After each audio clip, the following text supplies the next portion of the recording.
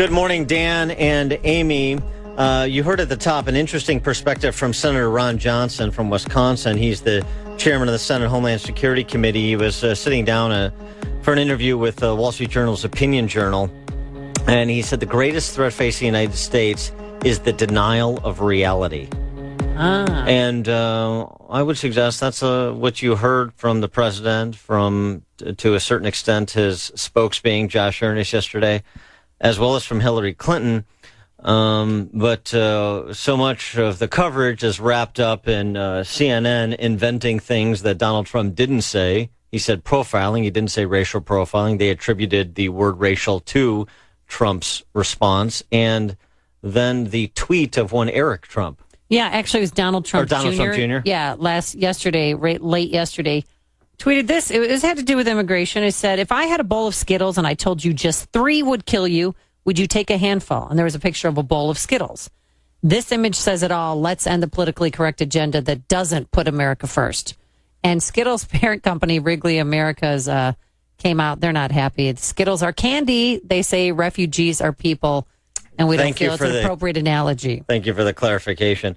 It's interesting. By the way, put America first, not first American chicken, which is different.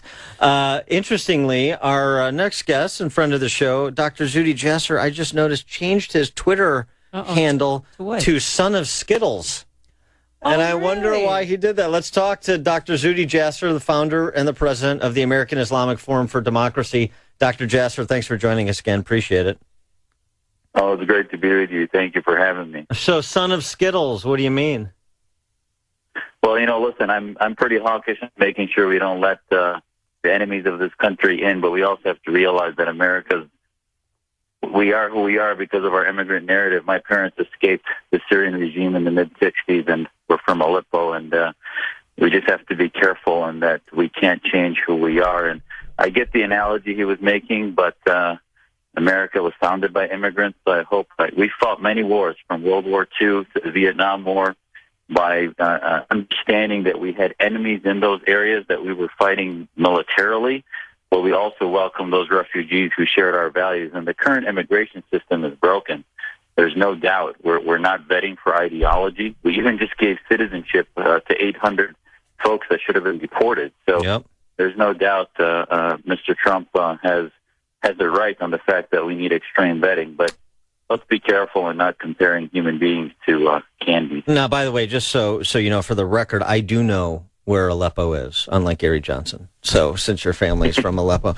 Wanted to go back to that clip we had at the top from Senator Ron Johnson saying the greatest threat facing America is the denial of reality. How do you respond to that? That's exactly true. Our current entire axis of Homeland Security is called countering violent extremism. What is that? I mean, every time we see one of these individuals, we get focused on their narrative, what was his little story, if you will, but these aren't lone wolves. We are at war, and there's a bigger ideology, which has to do with anti-Americanism, Sharia supremacism, not only the belief in ISIS, but the belief in the Islamic State over a secular state like America. And when you have Homeland Security unwilling to identify Islamism and the belief in theocratic states as preferable to America, we can't identify the precursors, and we're going to continue missing them. And yes, the family might not have known he was going to make bombs and be militant, but I guarantee you, if you look at the mosque he went to, it was the Islamic Circle of North America Mosque, which has seditious material inside it that's very anti-American and anti-Semitic.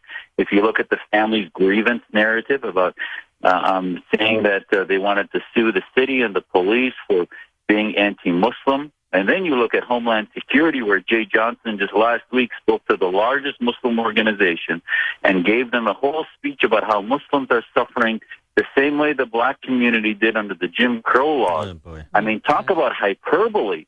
You basically have the head of Homeland Security radicalizing our community by telling us that we have grievances rather than loving America and wanting to stand for this country that gives us freedom that nowhere else will. Well, we have a bit of breaking news. The wife of Ahmad Rahami, according to the FBI, left the United States a few days before the attacks, and they're working with officials in Pakistan and United Arab Emirates to get access to her and ask her questions about what she knew. Is it possible that she was in on this? Because she looks pretty guilty if she fled the country a few days before the attacks.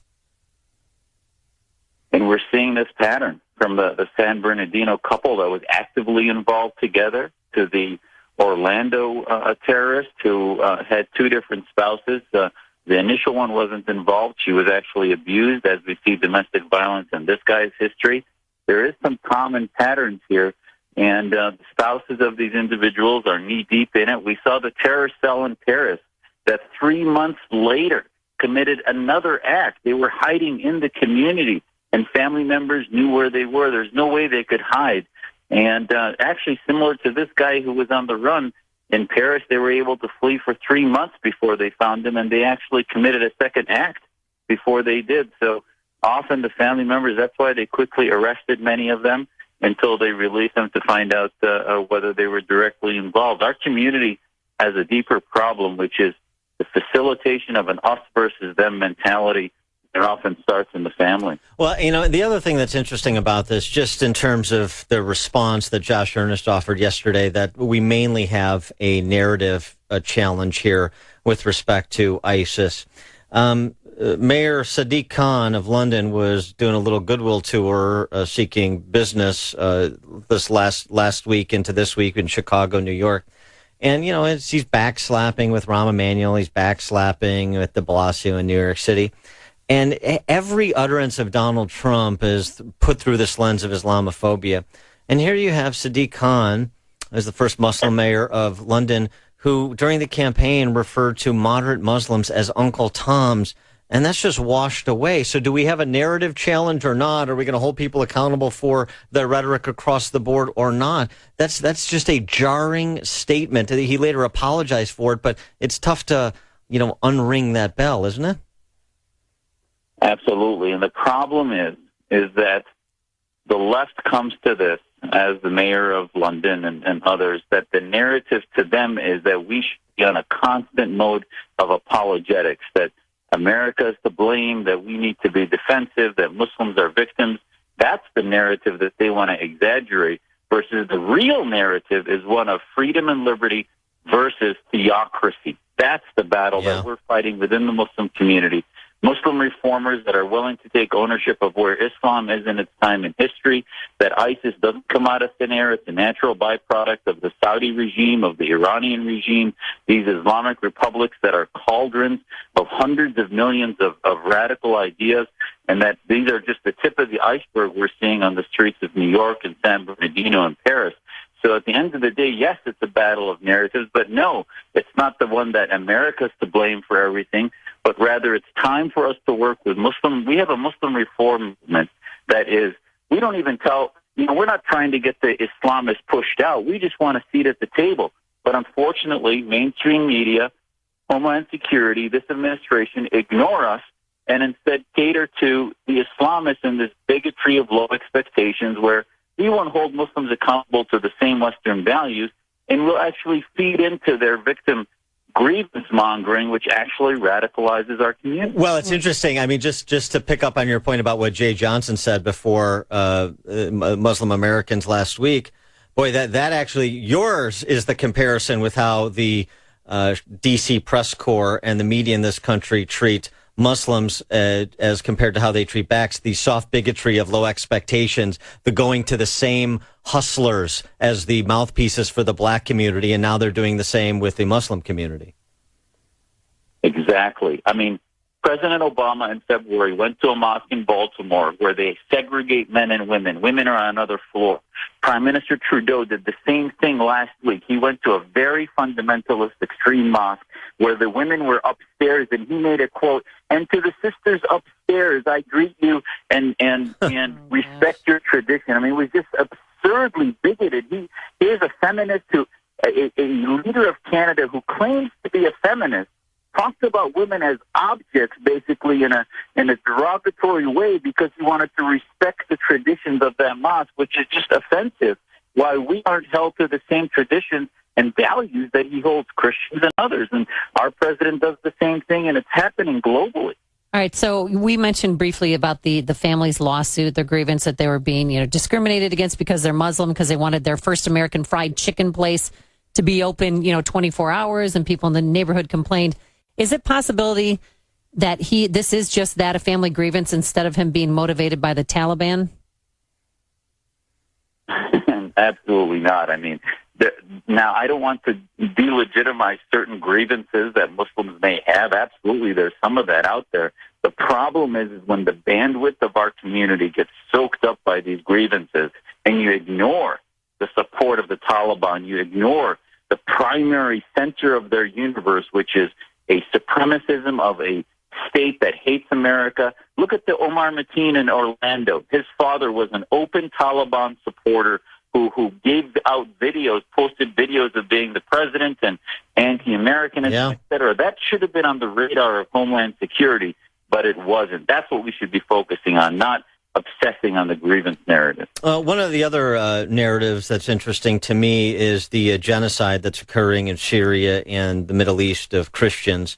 And it was interesting that Amal Clooney, who is George Clooney's wife, and she's also a human rights lawyer. She's got an interesting array of clients, including Julian Assange. But she was before the UN to introduce a client of hers, Nadia Murad, a young Yazidi woman whose family was slaughtered by ISIS and who escaped sex slavery. And she, who is a otherwise big proponent of world government, said she is, quote, ashamed as a supporter of the UN. One of the things that seems to me is a recognition, and this would be a great opportunity for Muslim leaders as well, and I know you're someone who does this, so I'm not pointing this at you, I'm making a general comment, a recognition of the genocide that is going on of Christians in the Middle East and the demand that more attention be paid to it and, frankly, more importantly, something be done about it.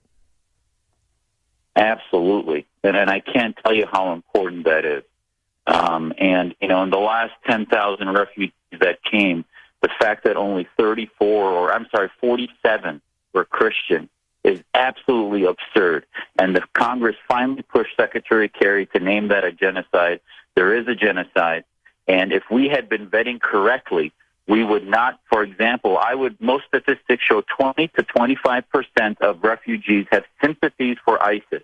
Those should be vetted through an ideological mechanism that prevents those who don't accept our values, who believe in violent jihad, etc., not to come in. And once you clear those 20% out, you have more than enough room to accept Christians and other minorities that are suffering from a genocide, which then would allow the proportions to be fair.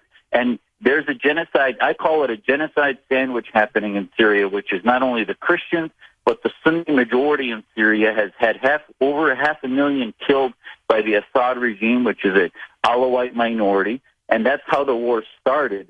So both communities need to be fairly treated, and history is going to show. I wrote a piece a couple weeks ago about the museum in 2045 that's going to be built about the genocide in Syria, and that's all Syrians have to look forward to, some future museum about genocide that happened to Christians and others. And unfortunately, we're doing nothing about it now in real time. And they are also part of the Skittles, as the Christians and the Yazidis and others. Yes. All right. He is Dr. Zuhdi Jasser, the founder and president of the American Islamic Forum for Democracy. Dr. Jasser, always a pleasure. Thanks for joining us. Thanks for having me.